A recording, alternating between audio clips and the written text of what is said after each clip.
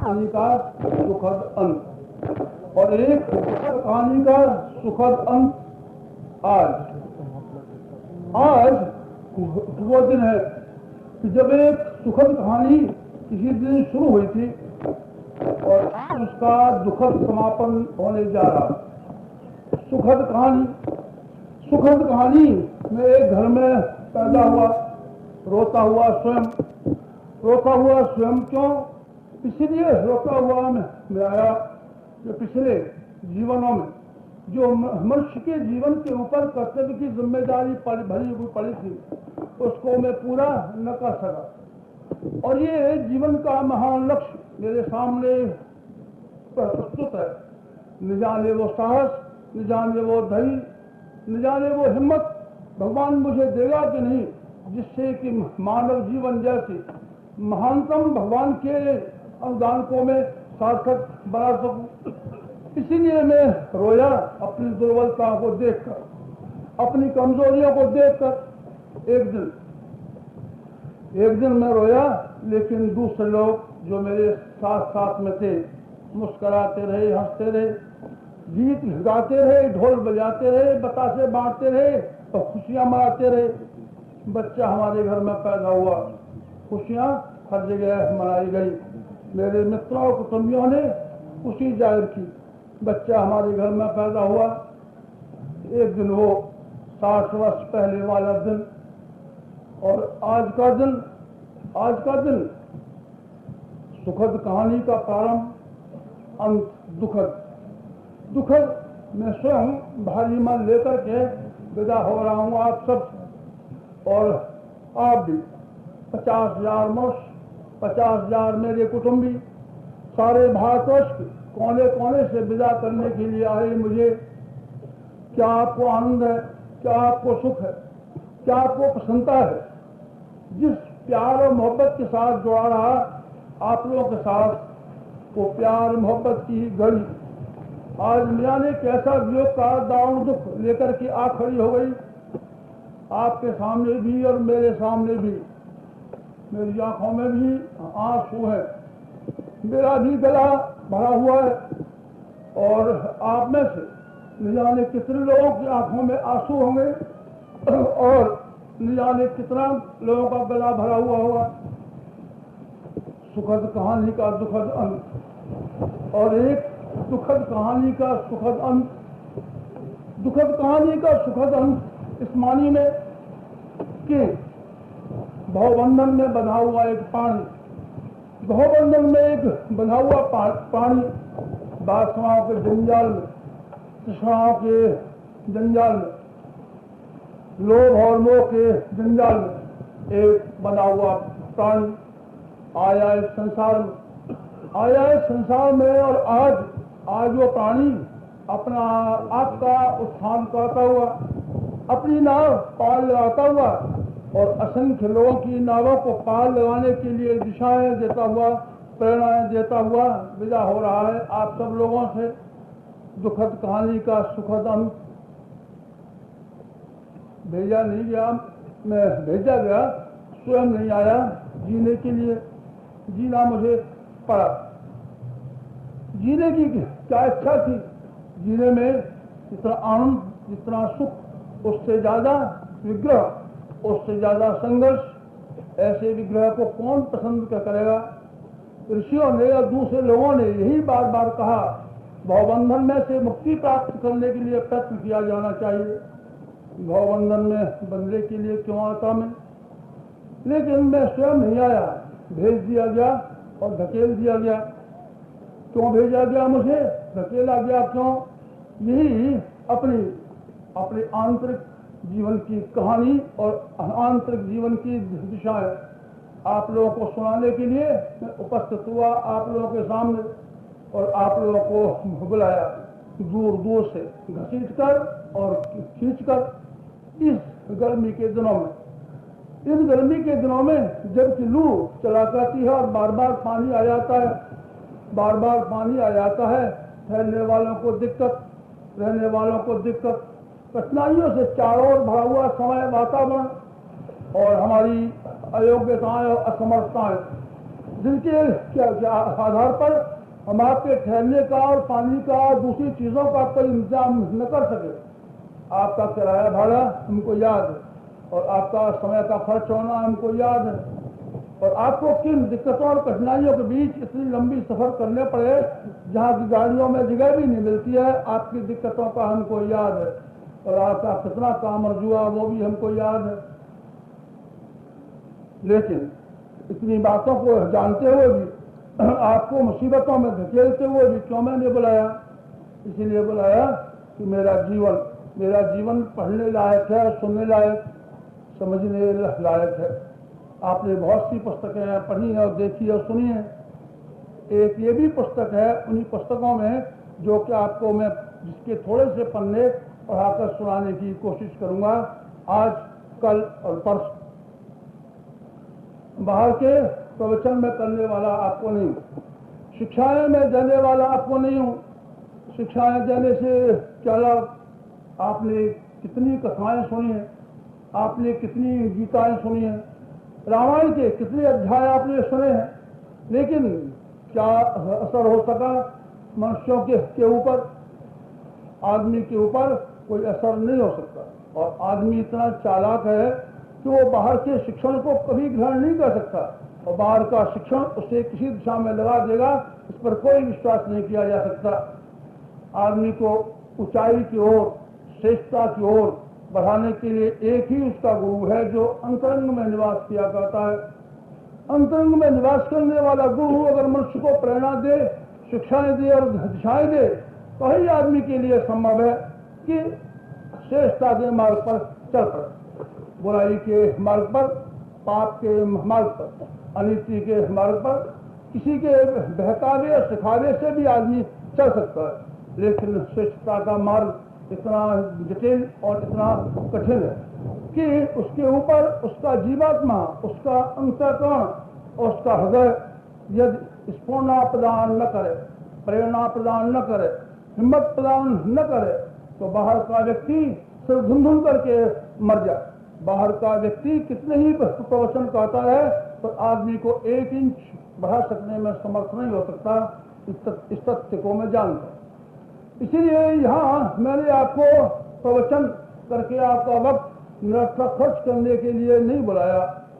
इस समय तो मैंने एक ही लिए बुलाया कि मैं अपने जीवन की गतिविधियाँ के थोड़े से अंश और थोड़े से चरण मैं आपको बता करके सुना हूँ कि आध्यात्मिकता के मार्ग पर चलने वाला व्यक्ति, भगवान के राह पर चलने वाला व्यक्ति, अपने जीवन को सार्थक बनाने वाला व्यक्ति किन कठिनाइयों, किन जंजालों में होकर के बाहर निकलता है और निकलना चाहिए, किन असुविधाओं को वर्ण करना पड़ता है और किन असुविधाओं को वर्ण करना चाहिए।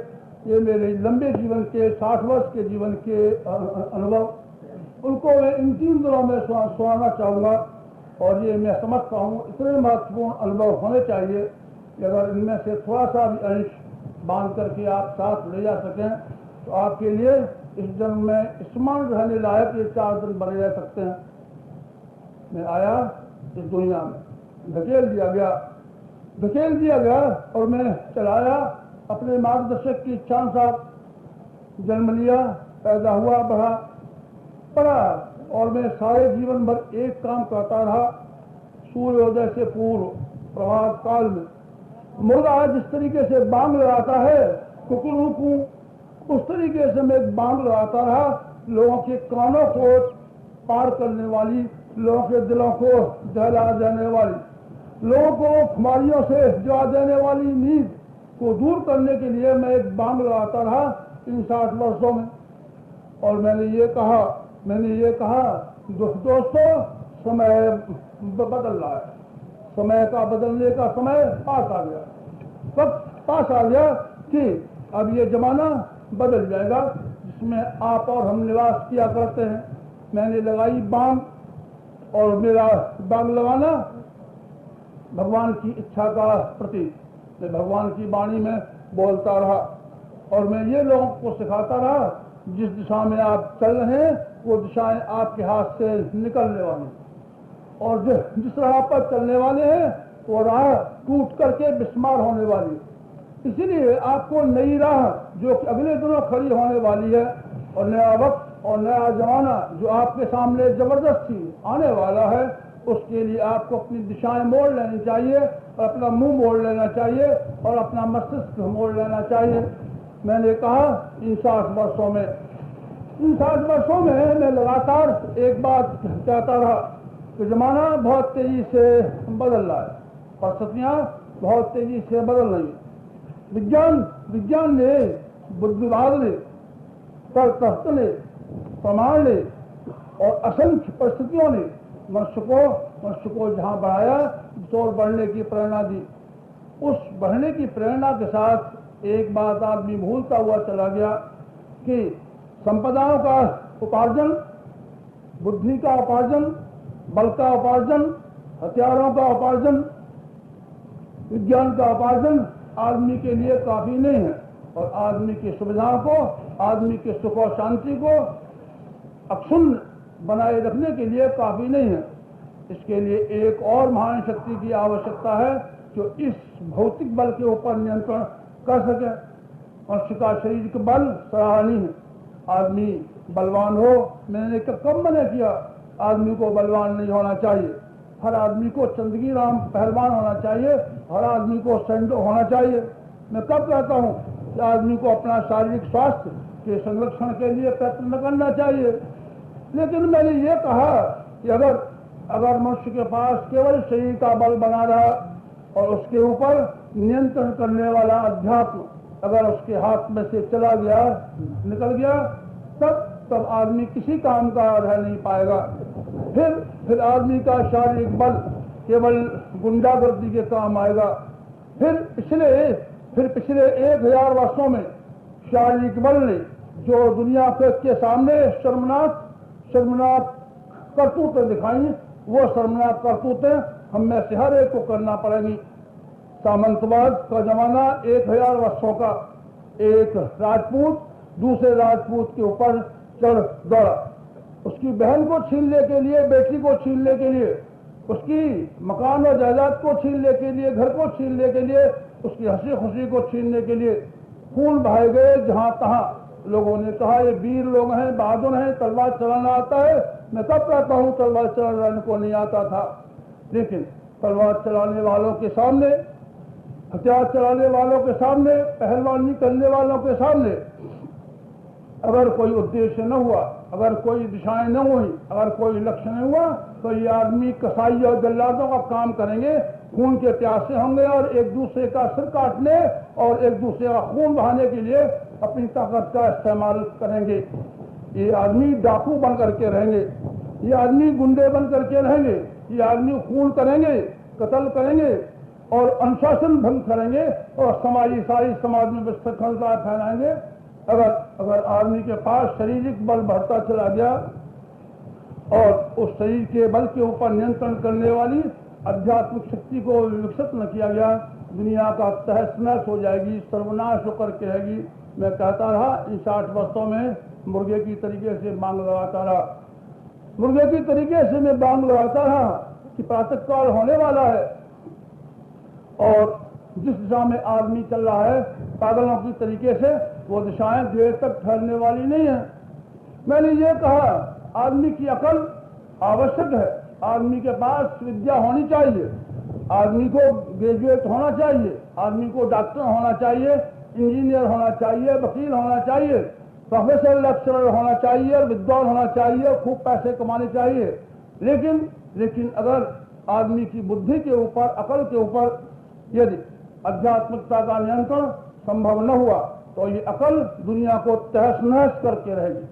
फिर ये हमारे यहाँ नटवल्लाल पैदा करेगी, फिर न जाने कौन कौन पैदा करेगी। बुद्धि के चमत्कार आदमी को तहस नहस करके रहेंगे, खाक में मिला करके रहेंगे, बिस्मार करके रहेंगे। राजनीति की सत्ता जिन लोगों के हाथ में है उनके पास अकल की कमी, क्या अकल की कमी है? बहुत अकल की कमी, कोई अकल की कमी नहीं, अकल इनके पास बहुत है। लेकिन ये अकल अगर आध्यात्मिकता से जुड़ी हुई न हो और इसके पीछे ईमान और धर्म का संपुट न हो तो ये अकल दुनिया को तहस नहस नहीं कर सकती है, आदमी को तबाही में ही धकेल सकती है। और जो आदमी इस अकल का इस्तेमाल करेगा वो आदमी स्वयं तबाह होगा और उसके संपर्क में आने वाले तबाह होंगे, और जिन लोगों के साथ उसके संबंध होंगे वो सारी जनता तबाह होगी। मैं ये कहता रहा और मैं मुर्गे की तरीके से बांग लगाता रहा। आदमी के पास धन होना आवश्यक है। धन अगर आदमी के पास न हो तो आदमी खाएगा कहाँ से, कपड़ा पहनेगा कहाँ से, तो रोटी कहाँ से खाएगा, मकान कहाँ से बनाएगा, दवा दारू कहाँ से लाएगा, बच्चों को शिक्षा का प्रबंध कहाँ से करेगा। इन सब चीज़ों के लिए पैसे की जरूरत है। मैंने हमेशा कहा पैसा बुरी चीज़ नहीं है, अकल बुरी चीज़ नहीं है, शारीरिक बुरी चीज़ नहीं, शारीरिक बल बुरी चीज़ नहीं है, लेकिन इन चीज़ों के ऊपर जिस सत्ता के नियंत्रण करने की आवश्यकता है उस सत्ता का नाम है अध्यात्म। और अध्यात्म का नियंत्रण अगर पैसे के ऊपर न हुआ तो ये पैसा व्यसन पैदा करेगा, ये पैसा व्यभिचार पैदा करेगा, ये पैसा यानी क्या क्या तबाही लाएगा, ये पैसा हरामखोरी पैदा करेगा, और ये पैसा दुनिया में ईर्ष्या पैदा करेगा, डाह पैदा करेगा, ये नक्सलवादी पैदा करेगा, ये डाकू पैदा करेगा, ये हत्यारे पैदा करेगा, सारी दुनिया को तहस-नहस करके रहेगा। ये पैसा चीते की तरीके से, शेर की तरीके से, हाथी की तरीके से, खूनी हाथी की तरीके से, खूनी चीते की तरीके से और खूनी शेर की तरीके से ये शक्तियां बहुत जबरदस्त हैं। अगर इनके ऊपर काबू न पाया गया आध्यात्मिकता का तो सिर्फ तबाही दुनिया में आएगी, बर्बादी दुनिया में आएगी, मुसीबत दुनिया में आएगी, मुफलिसी दुनिया में आएगी। इसीलिए मैं ये कहता रहा अगला वक्त इस तरह का आना चाहिए जिसमें आध्यात्मिकता के सिद्धांतों को आगे बढ़ा करके रखा जाएगा और उन आध्यात्मिकता के सिद्धांतों से धन को नियंत्रित किया जाएगा और उन आध्यात्मिकता के सिद्धांतों से अकल को नियंत्रित किया जाएगा और उन आध्यात्मिकता के सिद्धांतों से मनुष्य के शरीर के बल को नियंत्रित किया जाएगा। ऐसा वक्त तेजी से बढ़ता हुआ चला आ रहा है। मैंने लोगों से कहा लोगों अपने आप को बदलने की कोशिश करो। धन उच्छृंखल नहीं रहने दिया जाएगा। धन को अनियंत्रित संग्रह और अनियंत्रित उपयोग के ऊपर रोक लगाई जाएगी और लगेगी, चाहे उसका नाम साम्यवाद हो चाहे उसका नाम अध्यात्मवाद हो, दोनों चीजें एक है। जहां तक पैसे का संबंध है दोनों में कोई फर्क नहीं है। जहां तक दूसरी चीजों का संबंध है, मान्यताओं का संबंध है, भावनाओं का संबंध है, सामाजिकता का संबंध है, वहां आध्यात्मिकता और साम्यवाद में जमीन आसमान का फर्क है। लेकिन जहां पैसे का संबंध है दोनों चीजें एक हैं। हम ये कहते हैं, मैंने ये लोगों से कहा कि मनुष्य के पास पैसा होना चाहिए, पैसा कमाया जाना चाहिए, लेकिन पैसे का उपयोग अपनी और अपनी औलाद के लिए इस्तेमाल करने तक सीमित नहीं रखा जाना चाहिए। औलाद ही भगवान नहीं है। आदमी को खुद अनियंत्रित खर्च करने से अपने को बाज लाना चाहिए। कितना पिछड़ा हुआ समाज, कितना भूखा हुआ समाज, कितना गरीब समाज, हमारी गिरी हुई सभ्यता और संस्कृति एक एक पैसे के लिए हाथ पसारती है, दांत लिपोड़ती है और ये चाहती है कि हमको जीवन देने के लिए, हमको बल देने के लिए, हमको ऊंचा उठाने के लिए लोगों के पास जो अनियंत्रित पैसा रखा हुआ है, जो सोने की सलाखों के बीच में जमीन में गड़ा हुआ है, जो लॉकरों में जमा हुआ पड़ा है, जो फिक्स डिपॉजिटों में पड़ा है, वो पैसे को बाहर निकल करके आना चाहिए गरीब पीड़ित मानवता को ऊंचा उठाने के लिए। और मैंने लोगों से कहा अकल सिर्फ अपने लिए खर्च नहीं होनी चाहिए। आदमी ही अपनी अकल से अपने लिए पैसा कमाए, अपना वैभव बढ़ाए, अपनी ही चमत्कार दिखाए, अपना ही वर्चस्व बढ़ाए, ये गैर मुनासिब है। हम कहते हैं आध्यात्मिकता के नाम पर कि आप बाज आइए और अपनी अकल को सिर्फ अपने लिए इस्तेमाल करना बंद कीजिए। और मैंने कहा इन 60 वर्षों में आदमी का शारीरिक बल अपने ही लिए काम में लाया जाए, ये गैर मुनासिब है, इसको बंद किया जाना चाहिए। और मैंने कहा कि एक नई फिजा आ रही है, एक नई दिशा आ रही है और नई फिजा और नई दिशा को लोग समझ नहीं सके और मुर्गे की बांध की ओर लोगों ने कान दिया नहीं। तो फिर एक मजबूरी आपके सामने आएगी, मजबूरी आपके सामने आएगी और आपकी अकल और आपका शारीरिक बल और आपका धन जबरदस्ती नियंत्रित किया जाएगा। और जबरदस्ती नियंत्रित करने वाली शक्ति का नाम साम्यवाद है। साम्यवाद रशिया से नहीं आ रहा है, साम्यवाद चीन से नहीं आ रहा है, साम्यवाद यूगोस्लेविया से नहीं आ रहा है, साम्यवाद कहीं से नहीं आ रहा है। साम्यवाद वो लोग लाने के लिए मजबूर कर रहे हैं जनता को जो अपनी अकल सिर्फ अपने लिए इस्तेमाल करते हैं। और साम्यवाद लाने के लिए दुनिया में वो लोग गुनहगार हैं जो अपने पैसे को अपने बेटे और अपने लिए इस्तेमाल करने के लिए जिन्होंने कसम खा करके रखी है, ये वो गुनहगार हैं जो दुनिया में साम्यवाद लाएंगे और जो दुनिया की वैयक्तिक स्वतंत्रता को बाधा पहुंचाएंगे और आदमी को जोर जुर्म सहने के लिए मजबूर करेंगे। मैंने लोगों से ये कहा, मैंने ये लोगों से कहा, लोगों समय बहुत तेजी से बढ़ता हुआ चला आ रहा है और मैं बांग लगाता हूं कि समय किसी के बूते रुकने वाला नहीं। इसीलिए आप समय रहते अपनी गतिविधियों को बदल डालें तो ये बेहतरीन है। मैंने आपकी बहुत खुशामद की 60 साल से, प्रार्थनाएं की 60 साल से। व्यक्ति अपने आप में सीमाबद्ध होने से रुक, व्यक्ति अपनी ही अय्याशी और अपनी सुविधाओं की बात सोचने से रुक, केवल अपनी ही तरक्की और अपनी ही लाभ की बात सोचने से रुक। अगर तू रुकेगा नहीं तो दूसरी शक्तियां आएंगी और मजबूर करेंगी कि सड़क कूटने वाले मजदूर और ऑफिस में बैठ कर के काम करने वाले बड़े साहब और फैक्ट्री में के मालिक, मिल मालिक और दूसरे आदमी को लिए एक सा खर्च देने के लिए मजबूर किया जाए, दबाया जाए। ये आध्यात्मिकता का भी तकाजा है, मानवता का भी तकाजा है, युग का तकाजा, समय का तकाजा है। इस समय के तकाजे को आपको सुनना चाहिए। ये शिक्षण कहता हुआ मैं चलाया, लगातार 60 वर्षों तक मुझे धकेल दिया गया और इसलिए धकेल दिया गया कि मैं हर आदमी से कहूं, खुशामद करूं, समय से पहले जगाने की कोशिश करूं और ये कहूं समय तेजी से बढ़ा हुआ चला रहा है। आप अपनी स्वार्थपरता से बाज आइए और अपनी संकीर्णताओं से बाज आइए। अगर अपनी संकीर्णताओं से आप बाज न आए और आप अपनी स्वार्थपरताओं से बाज न आए, आपने अपनी समाज की ओर ध्यान देने से आंखें बंद कर ली और आपने पिछड़े हुए लोगों की ओर से आंखें मूंद करके नहीं और आपने अपनी विलासता और अपनी अय्याशी का ध्यान रखा, तो मैं कहता हूं अगला दिन आएगा जो आपको धिक्कार रहेगा और आपको मुजरिम बनाएगा और समाज के न्यायालय में खड़ा करेगा, समाज के न्यायालय में खड़ा करेगा। कानून क्या कहता है हमको नहीं मालूम। आज का कानून काफी नहीं है। आज का कानून ये कहता है कि जिस आदमी ने जो कमाया है चाहे जिस तरीके से खर्च कर सकता है और चाहे जो उपयोग कर सकता है। आज का कानून ये कहता है कि आदमी की अकल आदमी के पास उसने अपनी कमाई हुई है, इसलिए अपनी अकल का अच्छा या बुरा जैसा भी इस्तेमाल करना चाहे आदमी अच्छा बुरा इस्तेमाल कर सकता है।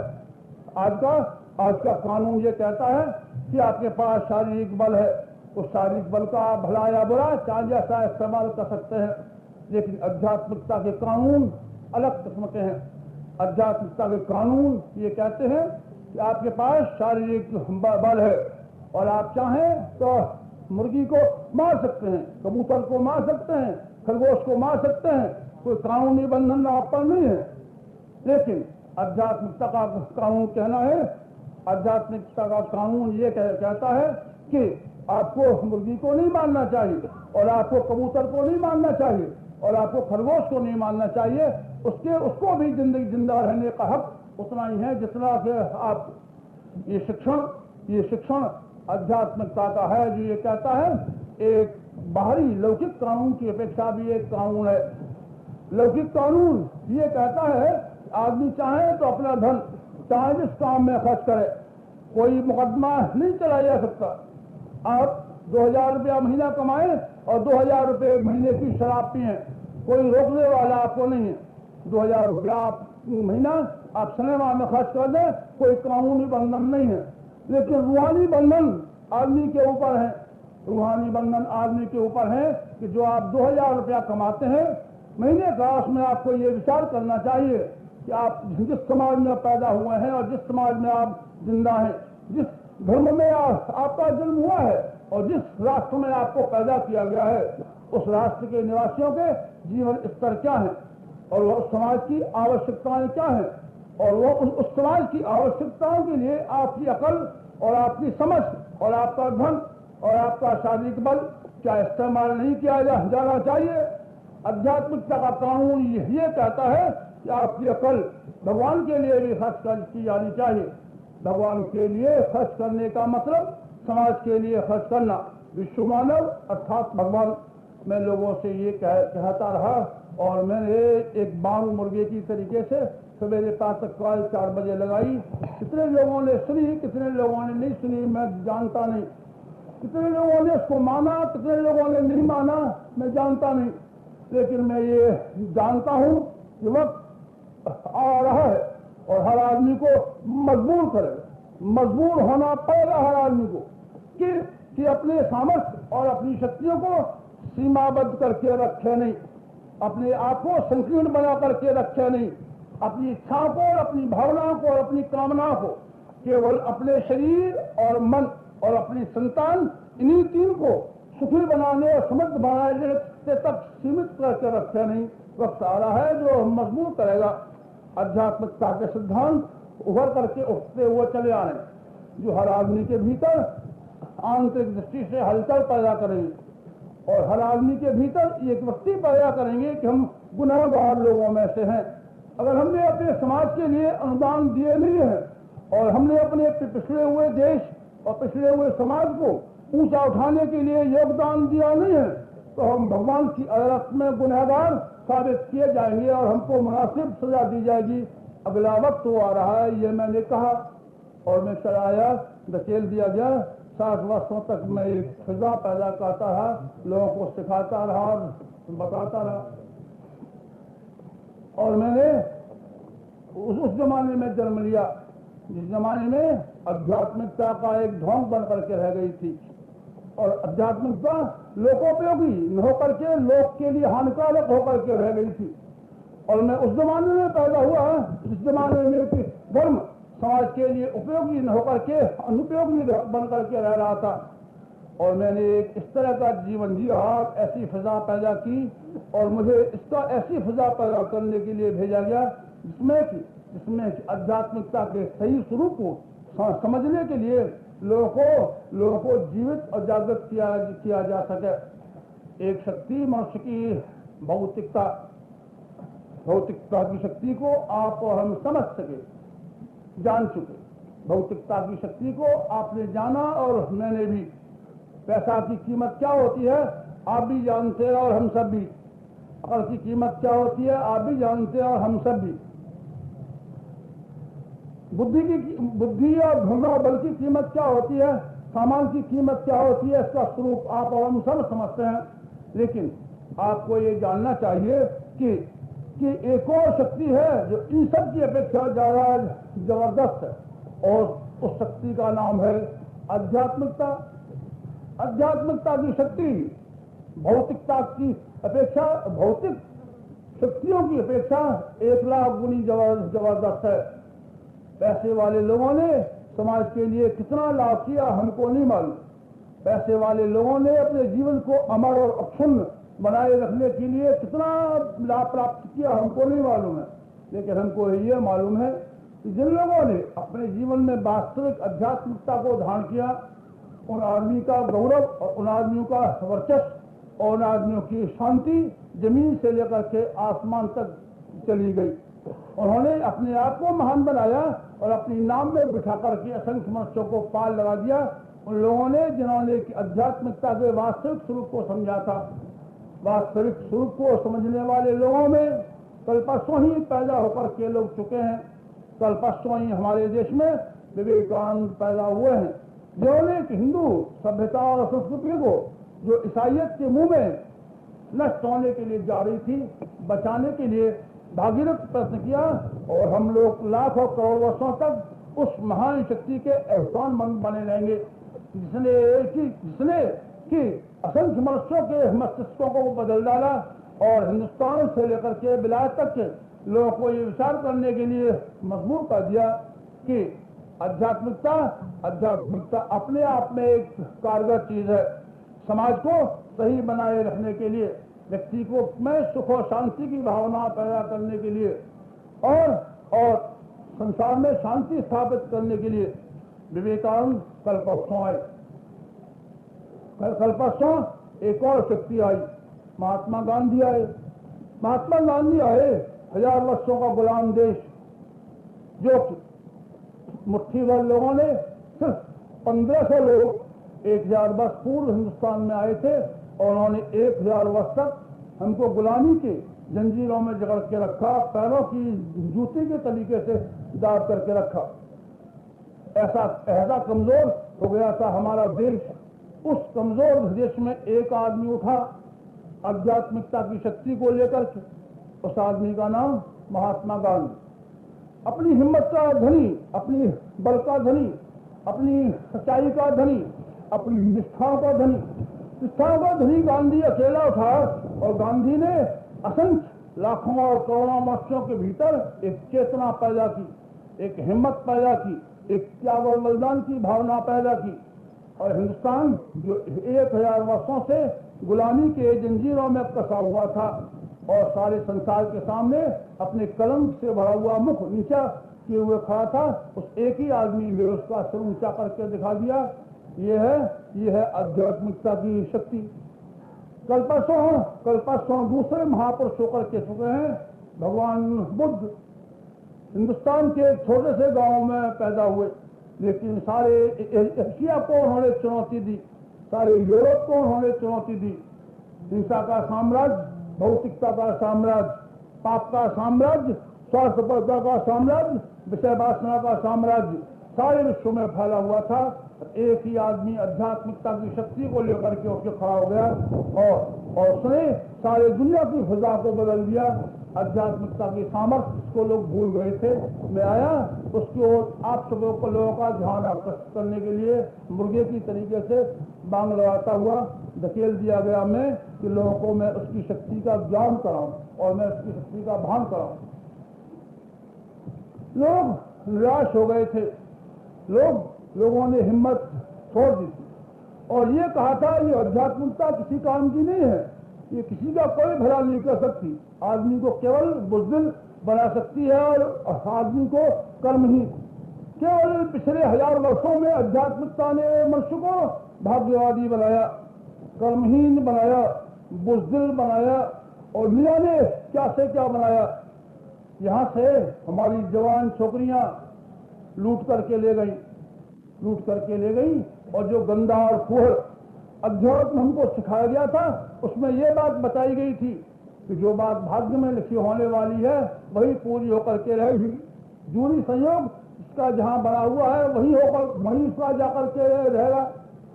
हमारी बहन और बेटियों को जिनौधारी अपहरण करने वाले लोगों के प्रति हमारे मन में रोष पैदा होना चाहिए था। और हमारा फूहड़ अध्यात्म और इस फूहड़ अध्यात्म ने हमको ये सिखाया हुआ कि भाग्य में जो कुछ लिखा है वही होगा, अंधकरे जिसका जहाँ बना है वही जाएगी। आपकी कन्या का विवाह, आपकी कन्या का अन्नजल वहाँ अरब और दूसरे देशों में अन्नजल बना हुआ था और उनका आपकी लड़की का जूरी संयोग उन्हीं लोगों के यहाँ लिखा हुआ था, इसलिए आपकी लड़की को वहीं जाना चाहिए। भगवान की इच्छा के बिना पत्ता भी नहीं हिलता, जो कुछ भी काम कराता है भगवान कराता है। गौहत्याएं होती हैं भगवान की इच्छा से, दुनिया में गरीब हैं आप भगवान की इच्छा से। चीन ने हिंदुस्तान पर हमला किया, बहुत सारा हिस्सा लूट करके ले गया भगवान की इच्छा से। और बंगाल में करोड़ों मनुष्यों को भगवान के घाट उतार दिया गया और बच्चों को बिलखता हुआ छोड़ दिया गया भगवान की इच्छा से। दुनिया में जो कुछ भी हो रहा है भगवान की इच्छा से होता है। फूहड़ और बेवकूफों का बना हुआ अध्यात्म जो हजारों वर्षों से हमको सिखाया जाता रहा था और फूहड़ और बेवकूफी से भरा हुआ अध्यात्म जिसको हम मुद्दतों से तोते की तरीके से रखते हुए चले आ रहे थे, हमको ये सिखाया जा रहा था कि पाप से डरने की जरूरत नहीं है। छोटे मोटे कर्मकांड करने से पाप दूर किए जा सकते हैं। गंगा में नहाने से पाप दूर किए जा सकते हैं, सत्यनारायण की कथा करने से पाप दूर किए जा सकते हैं, राम का नाम लेने से पाप दूर किए जा सकते हैं। हमको ये सिखाया गया।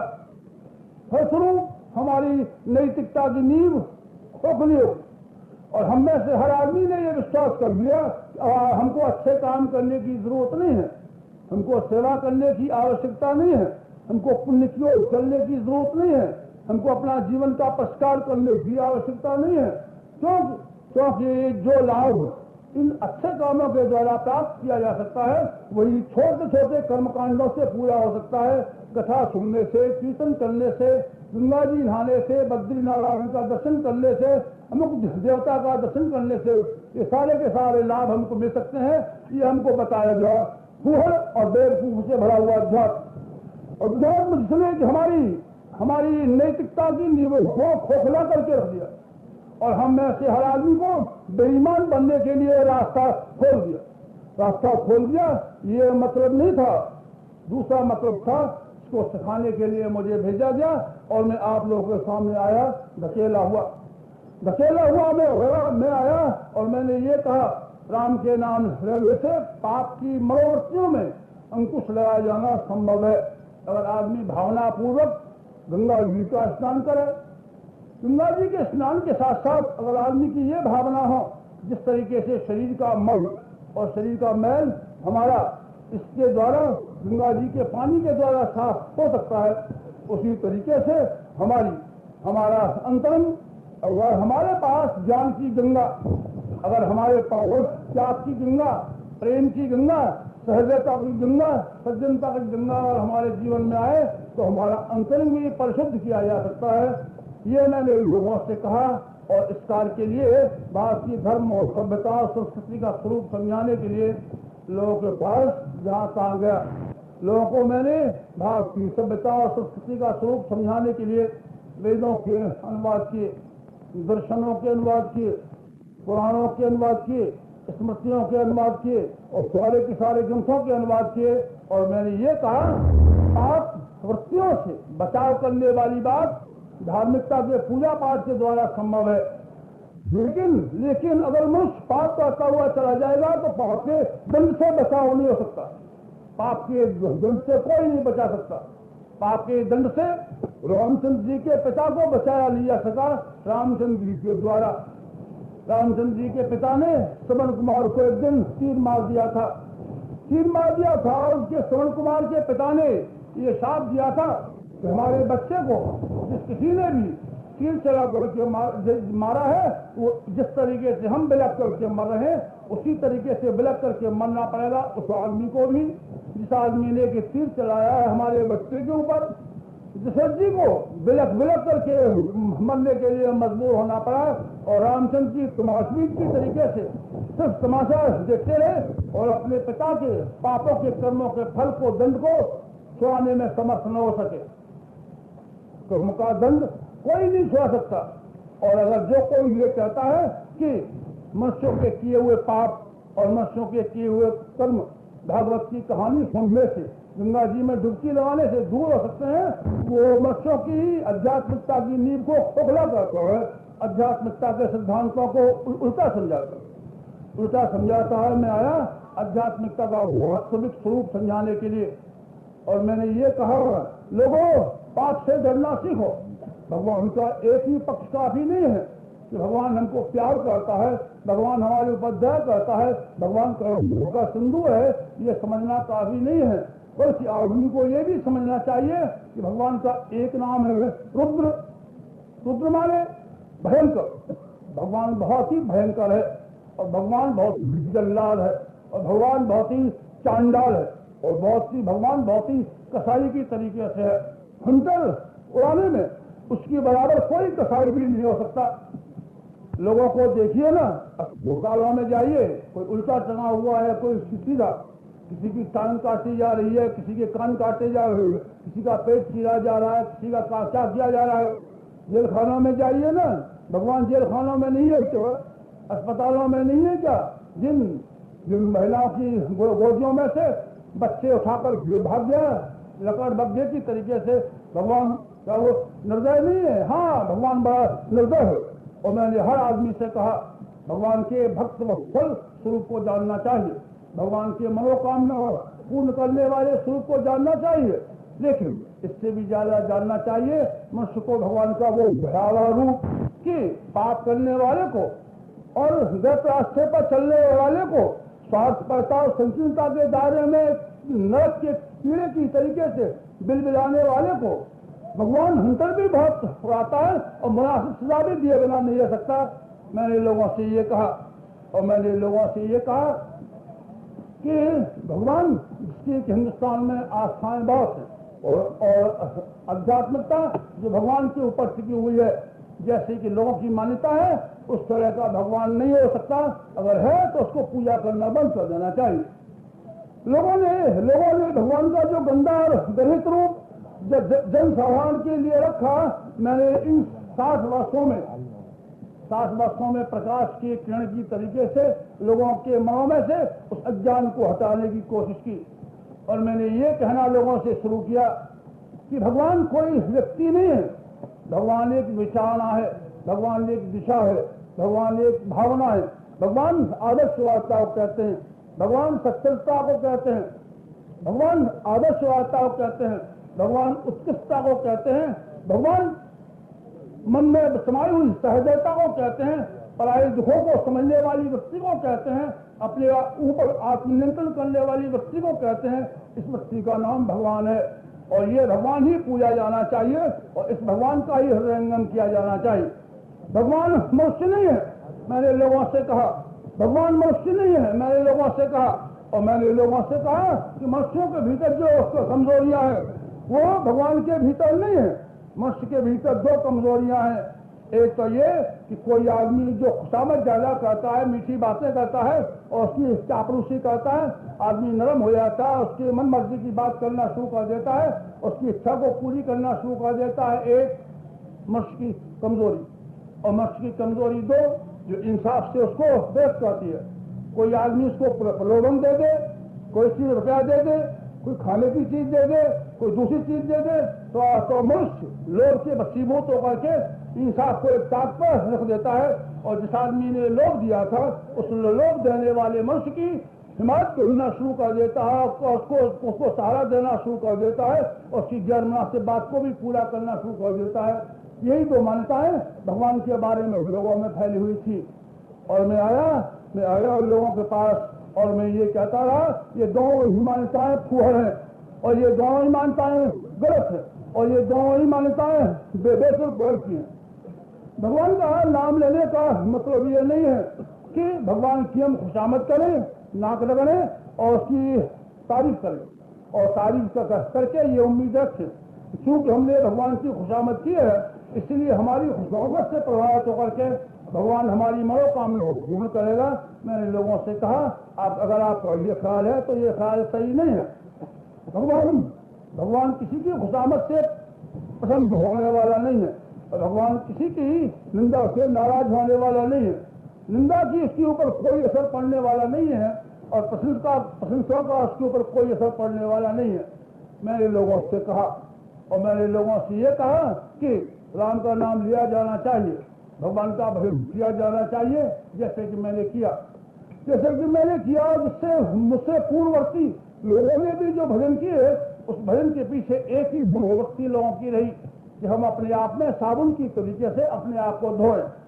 बार बार हम वैसे साबुन लगाते हैं और सिर्फ इसलिए हम साबुन लगाते हैं कि हमारा कपड़ा धोकर के साफ किया जाना चाहिए। और हम भाई तुम क्या गड़बड़ी फैलाते हो? जिस तरीके से हम अपने कमरे में बुहारी लगाते हैं रोज कई बार, इस तरीके से राम का नाम कई बार लिया जाना चाहिए। गायत्री मंत्र का कई बार जप किया जाना चाहिए, लेकिन कई बार जप करने के पीछे एक ही वक्ति रहनी चाहिए कि हम अपनी अंतरंग की मलिनता को, जिसमें स्वार्थपरता शामिल है और जिसमें संकीर्णता शामिल है। तम्बाकू पीने वाली बात छोटी श्रेणी के लोगों के लिए मैं शुरू में कहता रहता हूँ और मैं ये कहता रहता हूँ आपको शारीरिक और मानसिक दूसरे दोष गुणों को दूर करना चाहिए जैसे कि हवन और दूसरे चीजों में से मैं साफ कराता रहता हूँ लोगों से और उसको त्याग कराता रहता हूँ। लेकिन आध्यात्मिक जीवन के लिए ये बाहरी त्याग काफी नहीं है, भीतर भी दो ही पाप हैं हमारे जो हमको सीमाबद्ध किए हुए हैं, जो हमारी आध्यात्मिक प्रगति को रोके हुए हैं और जो हमारा रास्ता रोक करके खड़े हुए हैं। उन दो व्यवधानों का, इन दो खाली खंडकों का नाम है स्वार्थपरता और संकीर्णता। अगर मनुष्य स्वार्थी बना रहा, इस जीवन के लिए भोग ही चाहता रहा, ऐसा ही चाहता रहा, अपने और अपने बेटों के लिए धन लक्ष्मी ही घिरता रहता रहा और मरने के बाद में अपने लिए स्वर्ग की तैयारी करता रहा, अपनी ही अय्याशी विलासता के लिए वे काम करता रहा, तो मैं उस आदमी को स्वार्थी कहूंगा। मरने के बाद में भी जिन आदमी की स्वार्थ की कामना है, स्वर्ग की कामना है, वो आदमी स्वार्थी है। और जिन आदमी को इस जीवन में पैसा की लपक और अपने बेटे को अमीर बनाने की लपक जिन लोगों को है, उन आदमियों का नाम स्वार्थी है। और स्वार्थी मनुष्यों के लिए आध्यात्मिकता के मार्ग पर एक कदम भी कर सकना मुश्किल है। ये व्यवधान है आध्यात्मिकता के राह पर सबसे बड़ा। और आध्यात्मिकता के राह पर सबसे बड़ा व्यवधान आदमी का ये है, आदमी संकीर्ण होकर के जिए, संकीर्ण होकर के जिए। ये संकीर्णता का मतलब ये है कि जो हमारी परंपराएं बहुत देर से फैली हुई हैं, उनको ही हम सब कुछ मान को रहे। विवेक को हम तिलांजलि दें, विवेक को हम तिलांजलि दें। महिलाओं के संबंध में हमारे देश में ये मान्यता विचार हुआ है कि इनको पैरों की जूती समझा जाना चाहिए, इनको घूंघट में बंद किया जाना चाहिए, इनको पहनने के लिए मौका नहीं दिया जाना चाहिए, इनको पूजा पाठ में शामिल नहीं किया जाना चाहिए, इनको एक कैदी की तरीके से घरों के भीतर तो बच्चे पैदा करने के लिए और खाना पकाने के लिए नौकर रखा जाना चाहिए और पेट भरने के लिए रोटी मात्र देनी चाहिए। इनके जीवन के विकास करने के लिए हमको कुछ भी नहीं करना चाहिए। ये मानसिकता हमारे घरों की है। राजस्थान से लेकर के दूसरे प्रांतों में मैंने देखा कि वो अपने घरों के भीतर किस तरीके से, जिस तरीके से जानवरों को भी कैद रखा जाता, उस तरीके से महिला को कैद रखो। संकीर्णताएं हमारी, विवेक बल मनुष्य के भीतर ना आया तो आदमी अध्यात्मवादी नहीं हो सकता।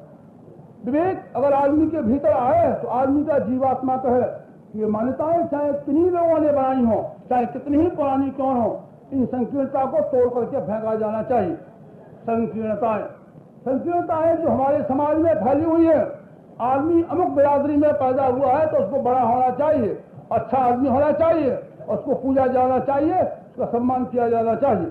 अगर मनुष्य दूसरे कौम में पैदा हुआ है, छोटी बिरादरी में पैदा हुआ है, तो उसको नीच समझा जाना चाहिए, छुआ नहीं जाना चाहिए और जलील समझा जाना चाहिए, हिकायत की नज़र से देखा जाना चाहिए।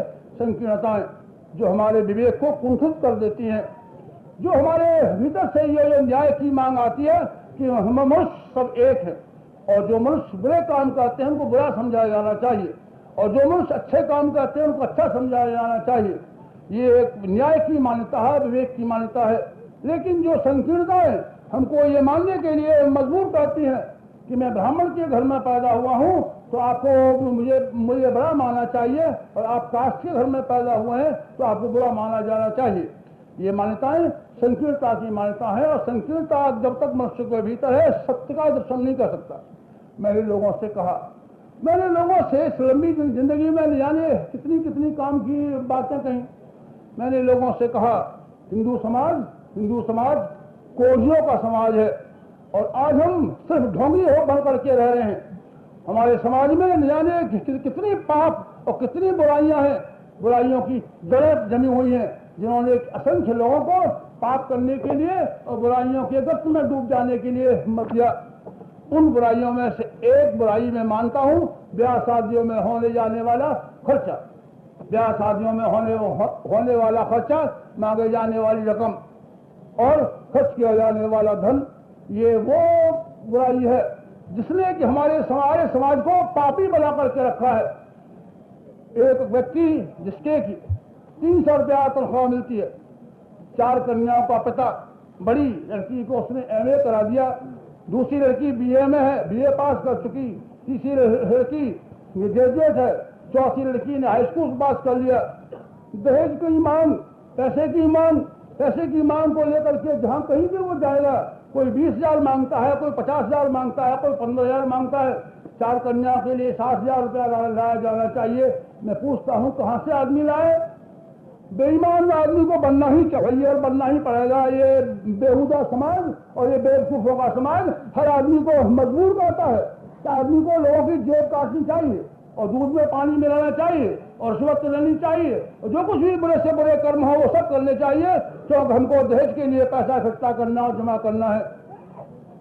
हमारा समाज कोढ़ियों का समाज और मैंने ये कहा कि संकीर्णताएं अगर मनुष्य के पास बनी नहीं तब आपका रामायण पढ़ना काफी न होगा, फिर आपका खंड कीर्तन करना काफी न होगा, फिर आपका गंगा नहाना काफी न होगा, फिर आपका गीता का पाठ करना काफी न होगा।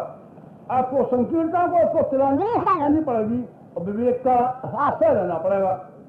और मैंने लोगों से कहा लोगों विवेक को ग्रहण करो, जो चीज मुनासिब है सिर्फ उसी को स्वीकार करो, दूसरे को नहीं। संकीर्णता और अविवेकशीलता को आगे का विरुद्ध मोर्चा लेने के लिए मैंने नेतृत्व ग्रहण किया। गायत्री माता का मैं झंडा फहराता रहा सारी जिंदगी भर। उसी ध्वजा के नीचे मैं खड़ा रहा और अपने मोर्चे को लेकर के आगे बढ़ता रहा। ये पताका गायत्री माता की। लोग इसको दूसरे रूप में समझते थे पर मैं उस रूप में समझने में समर्थ न हो सका। लोगों ने समझा हंस पर सवार फिरने वाली एक महिला है जो आसमान में रहती है और रुपयों की ओढ़ली जिताने की ओढ़ली अपने कंधे में बांध के रखती है और जो उसकी माला घुमा दे उसी के ऊपर रुपया पटक देती है, औलाद पटक देती है, मुकदमा जिता देती है, लोगों के ख्याल, लोगों की अकल। लेकिन मैंने ऐसा समझा नहीं कभी भी। मैंने ये समझा संकीर्णता को दूर करने वाली शक्ति का नाम गायत्री माँ, विवेक का संचार करने वाली क्षमता का नाम गायत्री माँ। और वो जबरदस्त गायत्री माँ अगर हमारे मनों में प्रवेश करे, अगर हमारे जीवनों में प्रवेश करे, अगर हमारे समाज में प्रवेश करे और गायत्री माता का वरदान अगर हमारे जीवन में आए तो हमको हंस बना करके रहे। हमारे अलंकारिक उपासना है। मैंने लोगों से कहा हमारी उपासनाओं के अलंकार को समझा जाना चाहिए। गायत्री माता हंस पर सवार होती है, ऊपर नहीं। कौए पर गायत्री माता सवार कभी देखी आपने? कौए पर कभी सवार नहीं होती। कौआ कौन? जो काले रंग का होता है, भीतर से काला बाहर से काला। कौआ कौन? जो बुरी बुरी चीजें खाता रहता है, जो खाने के लायक नहीं है उन्हें भी खा जाता है और जो न खाने के लायक है उन्हें भी खा जाता है। ईमानदारी की कमाई भी खा जाता है, बेईमानी की कमाई भी खा जाता है, उचित को भी खा जाता है और अनुचित को भी खा जाता है। उस आदमी का नाम क्या? कौआ। कौए पर गायत्री माता सवार होती है? नहीं, कौए पर गायत्री माता सवार नहीं होती। किस पर सवार होती है? हंस पर सवार होती है और किसी पर सवार नहीं होती। हंस कौन? हंस वो जो दूध और पानी को अलग करना जानता है। जो क्या हंसा मोती चले, क्या लंगन मर जाए, या तो लंगन मरना स्वीकार, या फिर जो चीजें मुनासिब है उनको स्वीकार, उनको ही ग्रहण करना स्वीकार। जो चीजें मुनासिब नहीं है, जो विचार मुनासिब नहीं है, जो पैसा मुनासिब नहीं है, जो क्रिया नहीं है, उन क्रियाओं को करने से आदमी इनकार कर दे और दूध में से पानी को निकाल करके फेंक दे, उस आदमी का नाम हंस। और सिर्फ हंस पर गायत्री माता आएगी और गायत्री माता नहीं आएगी, तो वह गायत्री माता नहीं आएगी। मैंने लोगों से कहा कोई महिला नहीं है जो आसमान में घूमती हो हंस के ऊपर सवार होकर के, बल्कि एक मनोवृत्ति और एक भावना इस सारे विश्व में है कि जो मनुष्य के भीतर विवेकशीलता पैदा करती है और आदर्शवादिता के लिए हिम्मत इकट्ठी करने के लिए मजबूर करती है कि आदमी को सिर्फ आदर्शवादी होकर के जीना चाहिए। भूखा मरना पड़े, भूखा भी मरना चाहिए, और आदमी को खाली पेट रहना पड़े, खाली पेट भी रहना चाहिए। जमीन पर सोना पड़े, जमीन पर भी सोना चाहिए। और यहाँ तक कि मरने का हक आ जाए कि हम ईमानदारी के साथ जीवन यापन करते हुए संकीर्णता के बंधनों को काटते हुए अगर हम सारे समाज के उपहासास्पद बन जाते हैं और सारा समाज हमारा विरोधी हो जाता है और हमको भूखा बनने के लिए भी मजबूर कर देता है, तो अभी हमको हंस की शान को कायम रखना चाहिए। गायत्री माता का शिक्षण और गायत्री माता का शिक्षण विवेकशीलता का संचार करने के लिए इस सारे विश्व में फैलाता रहा। अपनी गायत्री उपासना को मनुष्यों के भीतर एक पाषाण प्रतिमा के रूप में नहीं, एक देवी देवता के रूप में नहीं, बल्कि विवेकशीलता के रूप में जन्माष्ट में साबित करने के लिए प्रयत्न करता रहा। मेरे जीवन का प्रयास गायत्री मंत्र की उपासना। और मैं आया इस समाज में आया मुर्गे की तरीके से बांग लगाता हुआ, धकेला हुआ किसी का। मैं जिया लोगों के सामने ये कहता हुआ कि हमारी संस्कृति का पिता यज्ञ है, यज्ञ हमारी संस्कृति का पिता। हवन नहीं, हवन बात अलग है, यज्ञ बात अलग है। हवन से यज्ञ शुरू होता है और यज्ञ में जीवन यज्ञ में यज्ञ समाप्त होता है। यज्ञ एक मनोवृत्ति का नाम है, एक विचारणा का नाम है, एक अभिव्यक्ति का नाम है, एक सिद्धांत का नाम है। हवन हर एक कर्मकांड का नाम है। हवन एक क्रियाशीलता का नाम है। हवन एक पूजा करने की विधि का नाम है, जिससे हम वायुमंडल को शुद्ध किया करते हैं और जिससे कि वायुमंडल को शुद्धि जहाँ भी वहाँ जाता प्रसन्न हो जाते हैं, ऐसा कहा जाता है और माना जाता है। लेकिन मैंने लोगों से कहा ये यहाँ तक सीमित नहीं रखा जाना चाहिए, किया जाना चाहिए हवन से।